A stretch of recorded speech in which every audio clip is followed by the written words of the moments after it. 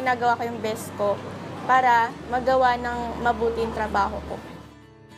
Hi, I'm Nel Sanchez from CFA 3rd year BS Interior Design.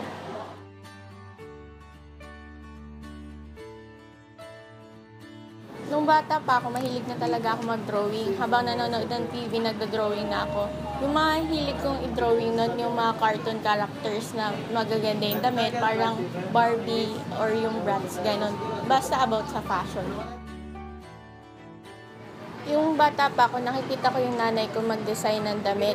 So parang ako as a child, parang na-inspire ako na mag-design din ng mga dress and gowns. Kaya gano'n. Nag-drawing din ako ng mga fashion. Kaya interior design yung pinili kong course kasi na-catch ng attention ko yung mga makeover na palabas sa TV. Tapos, gusto ko rin kasi pagandahin yung mga nasa paligid ko. So, na-inspire talaga ako mag-interior design. Interior design kasi it applies to art and science. So, meron siyang purpose and aesthetics na sinusundan. Sa course namin, marami talaga kaming mahirap na ginagawa. So, minsan naiyak na lang ako. Pero, ginagawa ko talaga yung best ko para matapos yung mga project namin. Tuwing nagde-design ako, kinukuha ko yung mga ideas ko from magagandang bagay. Like, yung mga puno, flowers. So, dun ko pinapaikot yung design ko. Ang usually na ginagamit kong team ay sustainable design. Ang sustainable design kasi promotes eco-friendly and green design. Yun yung team na ginamit ko nung nanalo kong first runner-up sa Estilo de Vida.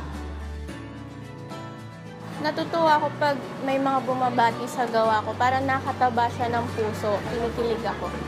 Gusto ko yung ginagawa ko ngayon kasi nagbibigay siya sa akin ng enjoyment, pati ng happiness. Kaya ako nagpupursige mag-aral at saka pagbutin pa yung mga projects ko. Kasi dream ko maging cum laude at saka maging sikat na interior designer.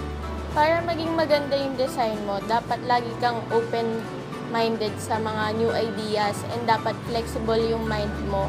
Hindi dapat na lagi lang yung gusto mo yung nasusunod.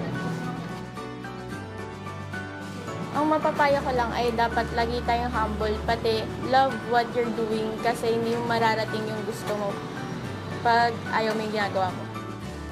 Passion for me is doing something what you love. Yung dapat meron kang dedication sa ginagawa mo.